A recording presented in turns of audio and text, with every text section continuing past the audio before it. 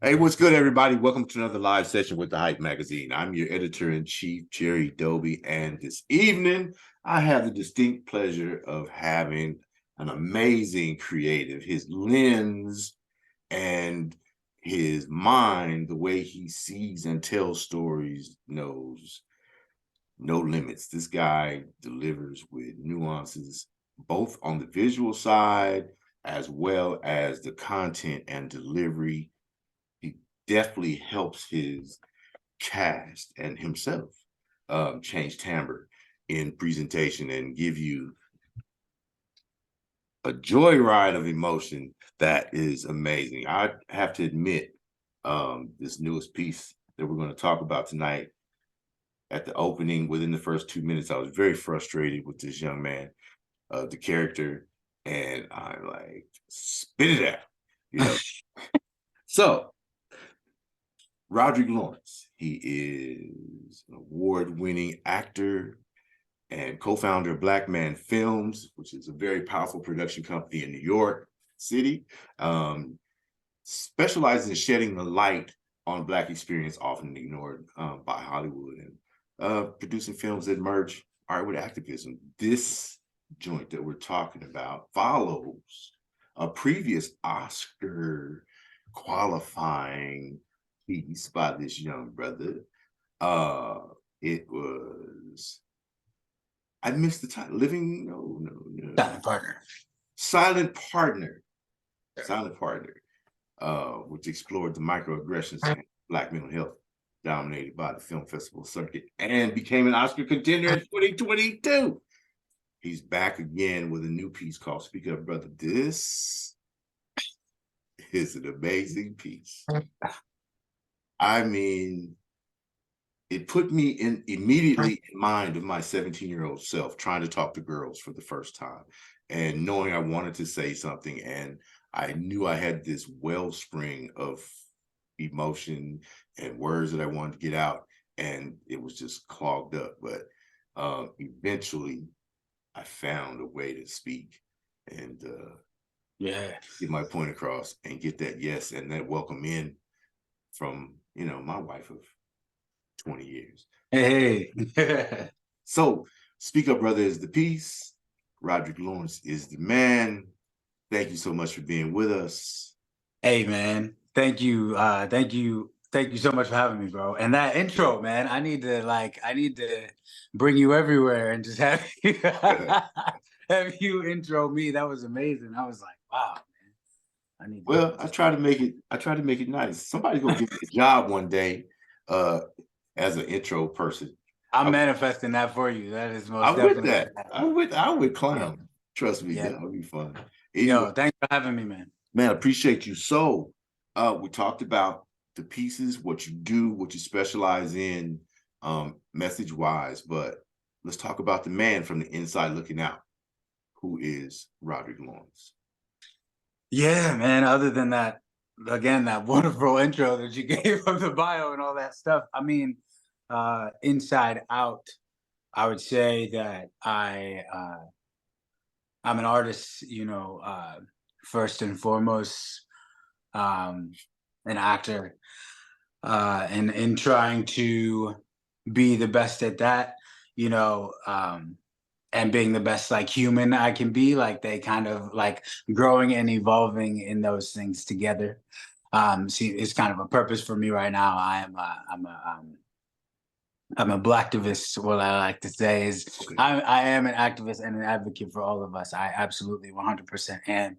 But I don't, but with our people struggling the way that we are, I don't believe that I can love on, anyone until I love on us and fix the things inside that are going on with us. So I call myself a blacktivist and an artist and, a son and a brother and a Black man, trying to just grow and be as useful to us in a time that I see that we need it as I can. And I tried the rallying and I tried the marching and all that stuff, and I love that, and I think it's completely 100% necessary. I just found out that I was most useful through art and through telling our stories that way, and I could still fight in our struggle and in our in our fight, but just through what I know best.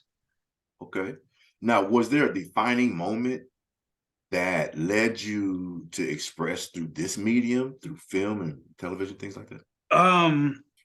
It's been a huge growth process, a huge growth process, and just and in becoming the man that I'm becoming and trying to become, um, figuring out what it was to like live truthfully in my blackness and to love that and to represent that in ways that felt good to me, that made my parents proud, that made my family proud, that showed us things that I think that we just don't see in certain positions.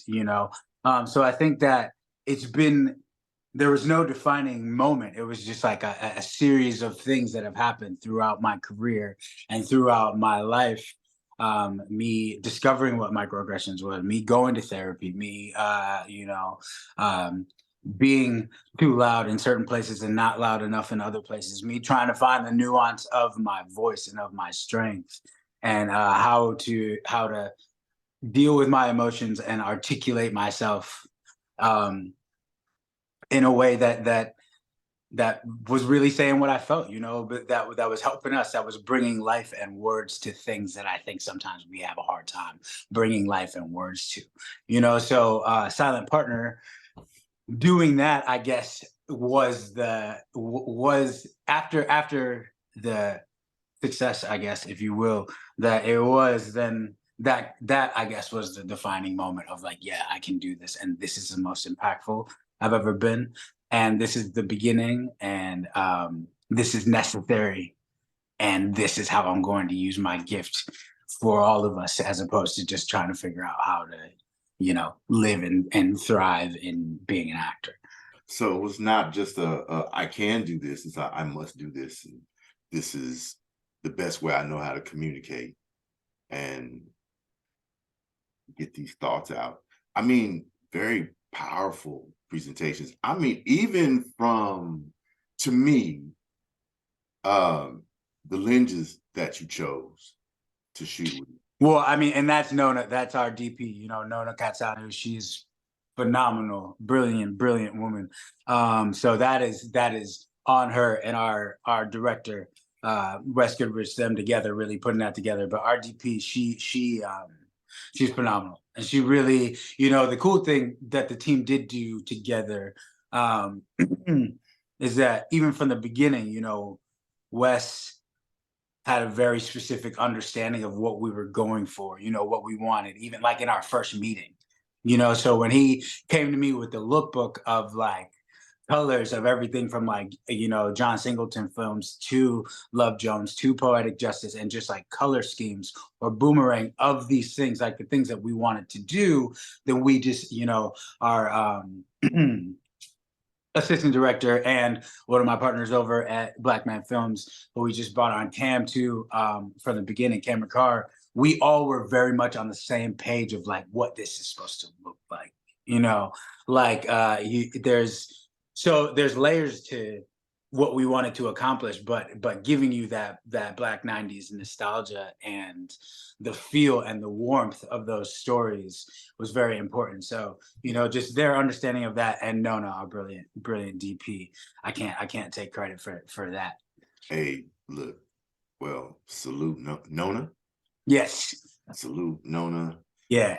The perfect depth, perfect framing, and clarity at, varying levels of clarity, slight nuances, but at the same time, you got to see a slight fuzziness when he was having the brain farts or his brain just locked up, and how do I get this out? Now I get that point up, and I mean, very delicate changes, I mean, the visual, but I felt it.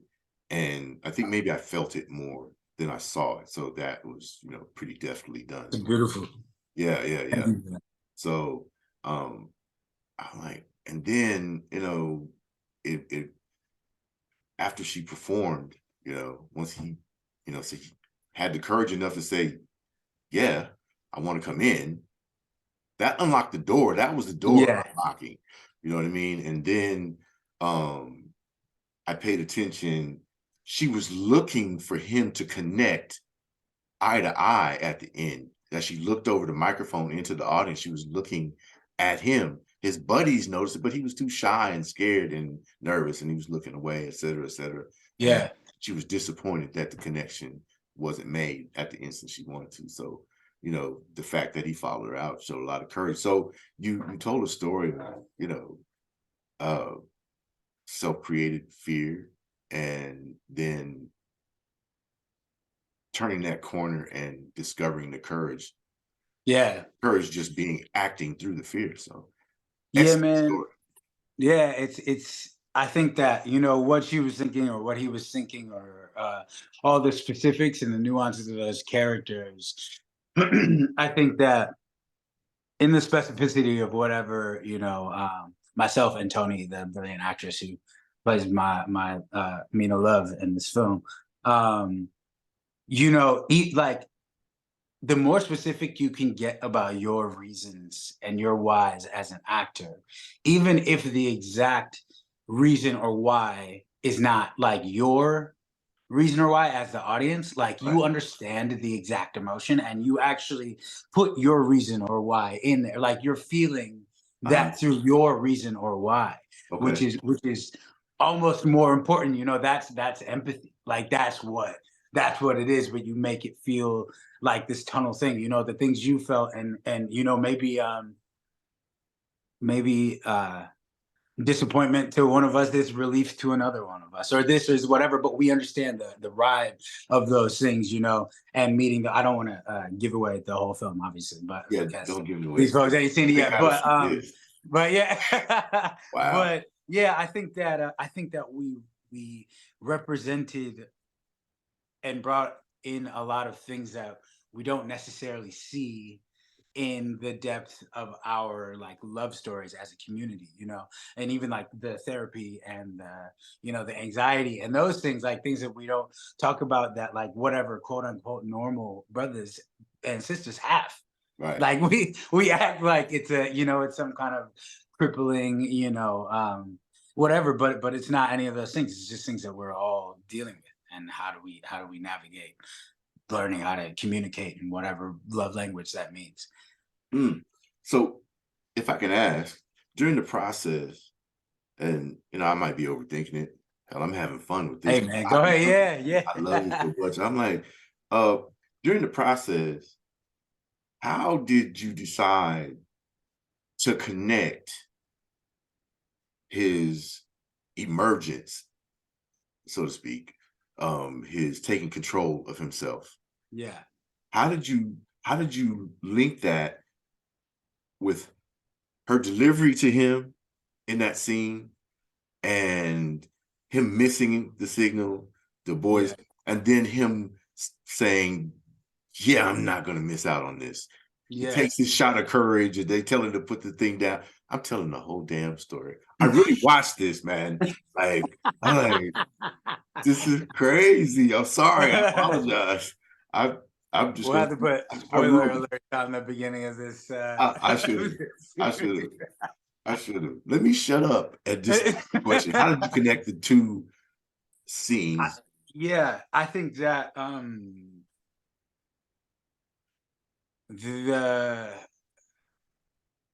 the journey of this character is the coolest part for me, and it's more like it has to do with her, yes, and it has to do a lot with him in the same of like her journey, you know. Obviously, like you said, his boys are messing with him, all these other things. Like this isn't a new thing that he can't communicate. And you know, I think that you know what, the brother Obi West, he wrote all the poems in all the spoken word. Brilliant artist, and that's who I made this story with, him and my other co-writer JJ. Shout out to both of them brothers. But like, I think that in the same way that in like music, like in musicals, what is supposed to happen in a musical is that you're having a scene and like a normal whatever scene, and the emotions get so heightened that I can't do anything else other than sing. Like talking hasn't worked anymore, and nothing else is. I don't know what to do, and emoting is the thing. And we've replaced like that mechanism with spoken word, and it gives you this, this. For me, it just gave him this journey of like finally getting out all these things in a blurting out manner, like all, but he's checking himself at the same time of like, how am I saying, what am I saying this? But all this stuff is inside and boiled up the entire time. It's just like, what is that thing that heightens your emotions or that gets you going like so much that gets to pull you up? What is that defining moment? Like you said, like, what is that thing that's like, oh, I can't miss whatever that is, or this thing has got me so wound up that now I can say all these things that have been in here but aren't in there, So it was just tracking his journey and tracking the journey before this film. Like, what was his last relationship like, and when did he start therapy, and why did he start therapy, and how long has he not been talking in therapy? How, like, and then what was this connection, and why was it through music? So then, like, what is the act, like, what actually, how does he speak to himself in his head? Is it Right. through poetry? Is it through, so like, I think for me, it was a combination of all of these things that it was like, yeah, this is actually the way, when you watch a movie, you watch a film, these people are speaking the way that normal people think that they do. Normal people don't communicate this well ever. But the cool thing, but in your head you do, like in your mind you do. And for me, it was like, how does Ahmad communicate to himself in his mind that he thinks he's, giving out that he's not?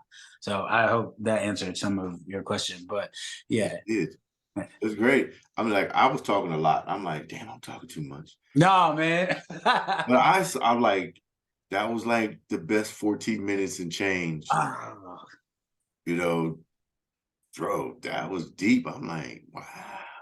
such a blessing. I Really. mean, pick the issue apart, because it really is an issue. And this is applied to love, but it's also an issue, I think, in just men saying what they feel Yes. in the first place. 100%. Women have a problem saying what they want. Men have a problem saying what they feel. Yes, and this is all of this, going back to therapy, or going back to these other things. All these are ingrained things that we've been taught. We have not been made comfortable in emoting. Like we don't, just like brothers are still scared to go to therapy. Like it's just like the Black community is been conditioned in a certain way and perpetuated that through our own families. So like, maybe women didn't were made to feel our entire existence like what they want doesn't matter. So then maybe it's hard for them to, whatever. And then Black men are all like, you were told to be, I gotta be that guy, you gotta be tough, you gotta be this, you gotta be that. So what am I doing sitting around talking about my feelings? But then you realize the more that you grow and the more that you whatever, that like that shit that builds up. That builds up. This is why they're calling us angry Black men when we pop off in places, because we've been dealing with things for hundreds of years that we don't communicate. And partially, like, so it's up to us, because we know that the system is what it is. We know that the things have brought us up to be this way. So now there's one thing to know, and there's nothing to do something about that knowing. And I think like the more that we can see ourselves, like back to the art thing, for me, I can show us in a way that we completely relate, but doing things that we might not be comfortable with doing, which then normalizes that conversation around therapy, normalizes that conversation about Black men being vulnerable, normalizes that conversation about paying attention to women's wants and their needs and their love languages. How does this person need to be loved? How does this person need to be communicated with? So yeah, I think that bringing those things to light that are real issues in our community, especially, and showing it in a way that we can relate with, hopefully spark some conversations, in our relationships. I was going to ask you, and you pretty much answered it right there. what the biggest takeaway we might want to have from this film.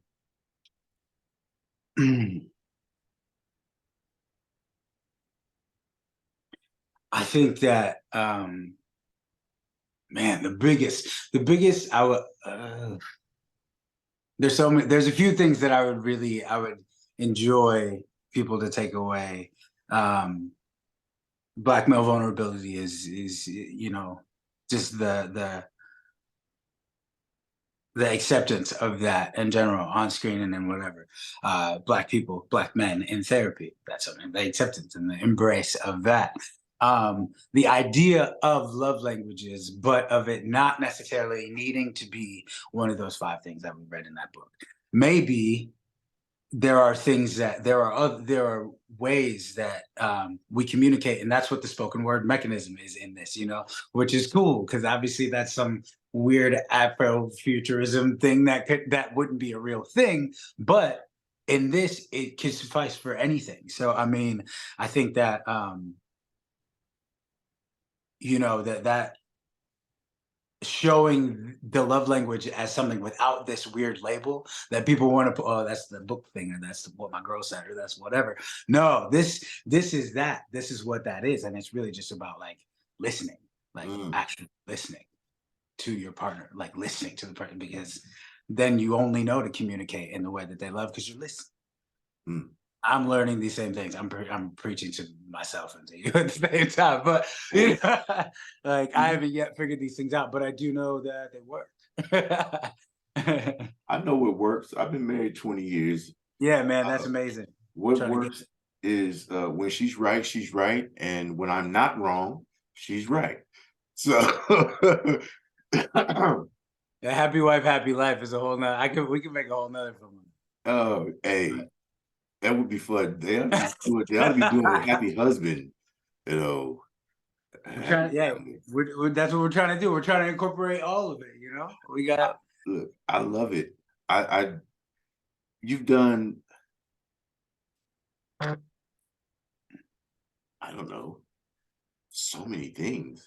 You're co-founder of Black Man Films. First of all, that's obviously a vehicle for your projects and giving opportunities to others to have a waypoint.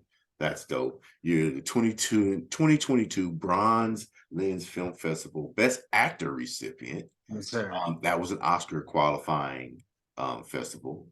2020 Adelco nominee. Now, I'm not familiar with Adelco. Could we? Adelcos are like the back in the day when the Tony started and when they barely had they were including Black folks in that, like the Black Theater Awards were the Adelcos, like in New York City.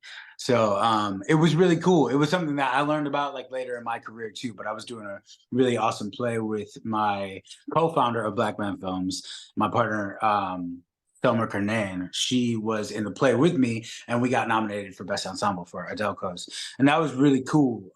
So there's huge history behind that, and it being the Black folks Tonys, for so many years. So awesome. It's really cool history. Yeah. Okay, so they're back and they're not getting any. Yeah, they seem to be doing a lot of things. I think they're trying to bring back the ceremonies. I think they're trying to do a lot of other things with it. I'm not too sure, and I was very engulfed in silent partner world last year, so I'm not. But yeah, they have a lot of cool things going on, and I think actually, if I'm not mistaken, the woman who played my wife, best actress I've ever met in my life, Kara Young, she was nominated for a Tony last year, and I think she won actually an Adelco last year. I'm pretty sure she did. So yeah, they're still doing well. I'll research it. Yeah, man, check it out. Yeah, they need shine. Okay, so thank you for speaking on that and giving me a little more inspiration. Yeah, man. Find out. So your credits include Simba, so you sing too? Yeah. Okay. I started my career in music theater. Kind of was how I could even associate the analogy I just gave you about what we did. Okay. But yeah, Simba was one of my first bigger things, and I've done a lot of different things since then, kind of mainly focused on straight plays in the Okay. past, as opposed to musicals in the past like 4 or 5 years. But I am about to head out to do a musical for a very long time that I just found out about. But so yeah, man, it's Congratulations on the always in booking. there. Excuse me? I said congratulations on the booking. Yeah, man, it's a blessing, bro. Booked and busy. There you It's go. a blessing for sure. Okay. Uh Ramses, was that a Man, that musical was as well? yes, it was. It's basically the Prince of Egypt, the film. Remember, Okay. they're trying to make that into a Broadway musical, Ah, and this was that, and it was okay. amazing, man. It was really, really amazing. And then you got real serious. Well, okay, John Leguizamo's involved in this, so the Othello the remix. Man, it was such a dope experience. The Q brothers made it. Not the Q brothers like the fraternity, but actually Right. GQ and JQ. If you ever saw Drumline, the Yes. white dude in Drumline, that's GQ. Him Okay. and his brother, they've been making hip hop Shakespeare for like 20 plus years. Wow. Okay. John Leguizamo produced this production that they were doing. It was one of the dopest things I've ever been a part of. I was an understudy for Othello, and I got to go on the last the last Wednesday before we closed for 2 performances, and it was just a blessing. Really, really Wow. dope. So you got so many highlights. Um, could you tell me maybe which was the most fun part for you Mhm. in recent times? The most fun. That's a really dope question. The only reason I'm even stumbling to think about it is because I like truly like I'm blessed. I love what I do so much.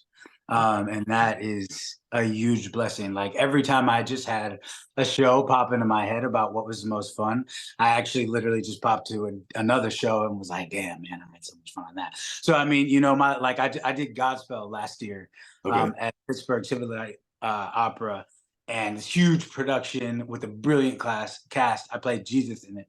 And it Wow. was super nerve-wracking for a week and a half because it was so much information, so much happening, but we had so much fun when we got going, and that was last April, I believe, or June, something like that. But I had so much fun doing that. And then on set for Speak Up Brother, I got to bring my OG, my big brother, my mentor, TC Carson.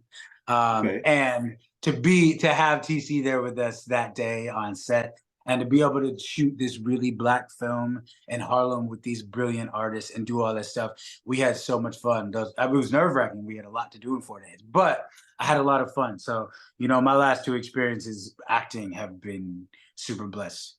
Okay. TC Carson, the Emmy Award winner for y'all who don't know anyway. Um, Fire. yeah, fired. So like, brother, you're doing it. Come on, man.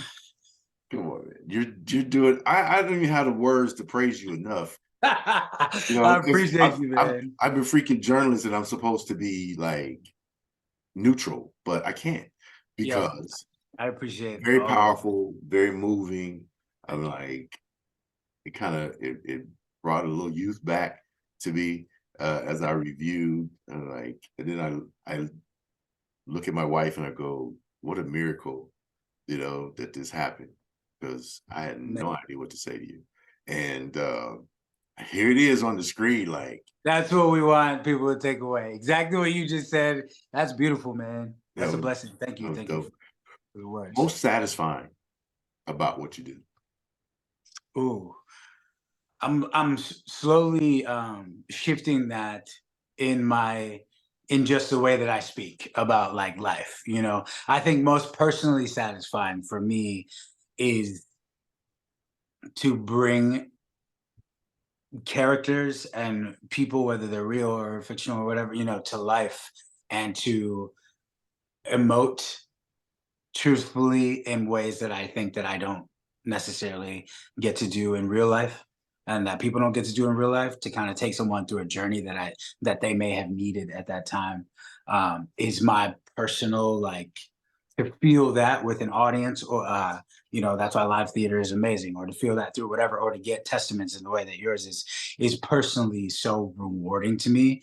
And the work of figuring out who that character is, and what their hurt is that is similar to my hurt, or somehow finding that middle ground, and all of that is like a life lesson always. But now with Black Men Films and with these films, man, like, to be able to advocate for us truthfully and unapologetically and at such a high level, and for it to speak the way that it does to our people, and for me to be able to give 50 jobs every time we're on set, to do all these things for us, is by far the most gratifying thing I could have ever done. That, on top of, hopefully, like, I'm going to be able to take care of my family and do all these things, all these other things that I dream of doing. Those things together are by far the icing on the cake on all of this. The thing I picked up on, everybody wants to take care of their family, but it takes a special kind of person to want to be in a position to help others take care of their families. You know what I mean? You're making beautiful art. You're telling amazing stories, powerful stories, dazzling in the creativity and the delivery. You just go, dang. Just go through that. I'm like, okay. I loved it. So I wish you nothing but continued success, man. Is there anything you wanted to cover? And once again, the piece that we're talking about is Speak Up Brotha, and it's amazing love story. It is a love, boy, you have to watch this one. It's only 15, it's under 15 minutes. Yeah. It packs so much in there. And if it doesn't align with you somewhere, you go, I recognize someone, or I went through it. You've forgotten what it's like to have lived your life. That's my opinion. I love that. You know what I mean? So, wow. Thank you, man. That is this is wow. Roderick Lawrence, man. Unbelievable blessing. Such a blessing. Amazing. Thank you. Let's give them your socials, and congratulations again. Thank you. On getting ready to kick off the film festival run, and including another Oscar qualifying event. That's back-to-backs. That's got to make you smile. Yes, sir. It's good for the id. It's good for the id. Such a blessing. Such a blessing. My socials are at Roderick Law, on Instagram and Twitter, and then Facebook. You can find Roderick Lawrence. Follow us at Black Men Films. Follow Silent Partner. We're gearing up to shoot the feature of that, the full length. And I got to get you a copy of Silent Partner because you haven't seen it. I'm going to send that over to you. Yeah, man. But we're shooting that full length film. That'll be our first full length feature at the end of this year, which is a huge blessing. And we're going to have a Speak Up Brotha film Instagram account here soon too. So just follow me and follow us at Black Man Films.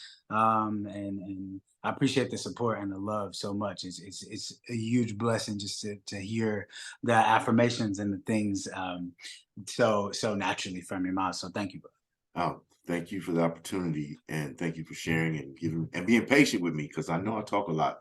Hey, man, it's beautiful. I appreciate it. I don't do interviews. I do conversations. If you don't want to have a conversation, then don't come on my doggone. The only thing I'm interested in, man, interviews get boring. Yeah. Conversations are beautiful. Yeah, I appreciate it. The ebb and flow is amazing. I would appreciate if you would come back. He's got some G16 classified stuff that he can't talk about right now. So in a month or two, maybe we'll get a chance to get you back. Oh, you're gonna be out on the road, but I could do it. We can do it on the road. We'll sneak in some time. Yeah, we can do that. Oh yeah, absolutely. All right, I'd love to have you back, Roderick. I appreciate you. Wish you much continued success, and thank you for your leadership in starting the business, giving people an opportunity to flow projects through you. I'm sure that you're mentoring and giving gems constantly, and people are getting experience that they can take elsewhere. And you've taught them to fish. So hey man, I'm learning to fish, and I'm trying to bring some people along, along the way. But I promise once I do learn, then I will be passing the word along to everybody. So, I appreciate you seeing that, and you seeing me and seeing the growth. And I hope that next time you see me, there's a little bit more. But yeah, man, I would love to come back, and thank you for the affirmations and the love and the support again. Big love. I appreciate you. All right, everybody, the Hype Magazine live sessions. Roderick Lawrence. The new piece is called Speak Up Brother. It's from his company, Black Man Films. And Kyle, TC Carson, the single Emmy Award winner, is involved. And so that that bass voice is involved somewhere. There's something going on. Anyway, fun, great. Go check it out when it comes. And we'll be looking forward to updates on Roderick Lawrence and all things Black Man Films. Till next time, we're out. Appreciate you, brother.